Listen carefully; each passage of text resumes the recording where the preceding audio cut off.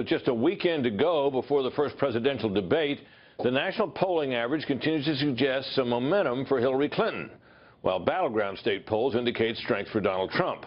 The Real Clear Politics average gives Mrs. Clinton a 3-point lead in a two-way race and just over a 2-point lead in a four-way race. The betting odds, meanwhile, continue to show Clinton a roughly 2-to-1 favorite. But look at these new state polls from Quinnipiac University. In a two-way race in Colorado, Clinton and Trump are tied. Back in August, Mrs. Clinton was up by 10 points. In Georgia, Quinnipiac shows Trump with a 6-point lead. That's a red state where some August polls actually showed Clinton ahead. Out in Iowa, Quinnipiac shows Trump up by 6. Back in August, Quinnipiac had Clinton up by 3. And in Virginia, the same pollster shows a 7-point lead for Clinton, but that's down from 12 points in mid-August in that same poll. To help us sort all this out, Tom Bevan, the co-founder and publisher of Real Clear Politics, joins us from Chicago. Tom, help me out, man. What's happening here? Who's got the momentum? It was an interesting week, wasn't it, Britt? I mean, we definitely had we had some national polls that showed Clinton. We had 3 or 4 national polls showing Clinton recovering some ground in our average. Last week she was under 1%, I think, in both, and now she's up to 3 points in the two-way race and over 2 points in the four-way race. So at the national level, she definitely seemed to recover some ground. But as you said, a bunch of state polls, including the Fox polls, North Carolina, Ohio, Nevada, a bunch of polls around the country in these battleground states showing Trump ahead or gaining ground. And so a little bit of we're in a bit of flux right now, Britt. We've got sort of varying signals going on at the national and then at the state level. Well, you know, I remember at the end in 2012 when the state polls showed strength for Obama and the national polling showed a much tighter race. It certainly seemed to give Mitt Romney a good chance to pull it out and win. It turned out the state polls were a better forecast. What do you think about this year?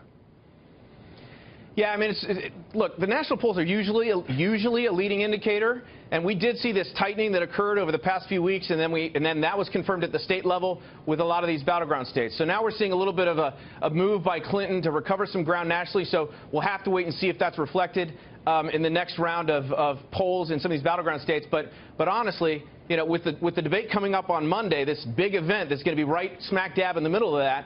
That is all going to factor in. How the candidates perform on Monday night, I think, is going to be an important part of the data that we get in the next round of polls coming out, you know, the next week and beyond. Yeah, speaking of which, I suppose it's a good question whether the debate will make as big a difference as everybody seems to be expecting, and indeed perhaps even hoping, because in the past, as others have pointed out, I think it's fair to say, Tom, that what debates tend to do is confirm the impressions that people already have, and so the people who favor a certain candidate think that candidate won, and the people who favor the other candidate think the opposite. Sure, and certainly there will be those people that are watching on Monday night. But when you've got 100 million people tuning in, even if the universe of persuadables, Britt, is small, and I think it probably is, especially in some of these battleground states, it's not an insignificant number. And if they're truly undecided because the choice they're looking at, they don't feel very good about either one of these candidates, you know, and one of them has a good performance, that could make a difference, especially in states, again, in a state like Florida where, you know, it's less than 1%. It's basically a tied race down there.